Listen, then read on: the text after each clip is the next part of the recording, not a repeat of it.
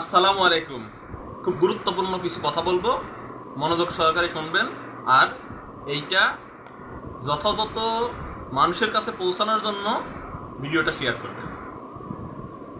হাসিনার পতন হয়েছে কিছুদিন হলো, কিন্তু একটা জিনিস লক্ষ্য করতেছি যে বিভিন্ন সরকারি বেসরকারি স্বায়ত্তশাসিত প্রতিষ্ঠানগুলোতে যারা প্রধান হয়ে আছেন কিংবা নেতৃত্বে আছেন, যাদের নির্দেশে এই দেশে কার্যক্রম ঘটেছে, অন্যায়গুলো ঘটেছে, পুলিশের ঊর্ধ্বতন কর্মকর্তা কর্তৃক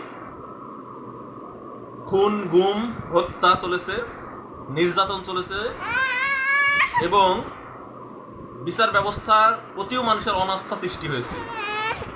সেক্ষেত্রে একটা জিনিস খুব ভালোভাবে করার দরকার ছিল এই সরকার, অন্তর্বর্তীকালীন সরকার ক্ষমতায় আসার পরে। সেটা হচ্ছে গত 16-17 বছরে যতগুলো ব্যাচ সরকারি চাকরিতে ঢুকেছে, কেউ আওয়ামী লীগ আদর্শ ব্যতীত নিয়োগ পান নাই।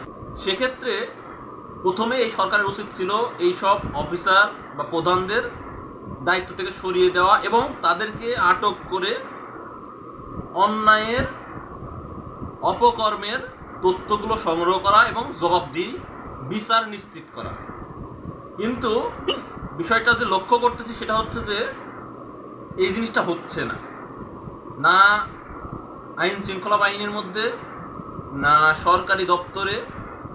আমি জানি না যে প্রধান উপদেষ্টা ডক্টর ইউনূস তার যেসব কর্মকর্তা এখনও কার্যক্রমে জড়িত, এরাই কি বিগত সরকারের আমলে সেই সব স্ব-পদে দায়িত্বে ছিল কিনা।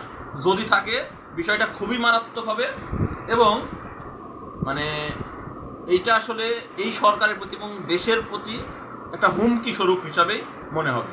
তাই এই সব দপ্তরগুলোতে শুদ্ধি অভিযান চালানোর কথা আজকে শুনেছিলাম যে আজকে শুদ্ধি অভিযান চলবে, কিন্তু আসলে কি হয়েছে এটা এখনো সামনে আসে নাই। তো আমার চাওয়া হচ্ছে দোষী ব্যক্তিদের খুঁজে বের করে তাদের দায়িত্ব থেকে সরিয়ে দেওয়া এবং তাদের বিচার নিশ্চিত করা, সেটা সরকারি প্রধান থেকে শুরু করে নিম্ন স্তরের কর্মকর্তা পর্যন্ত। এবং এই 17 বছরে যারা অন্যায়ভাবে পদোন্নতি পেয়েছে তাদেরও বিচার নিশ্চিত করা এবং এদের সবার পরিচয় জনসম্মুখে প্রকাশ করা।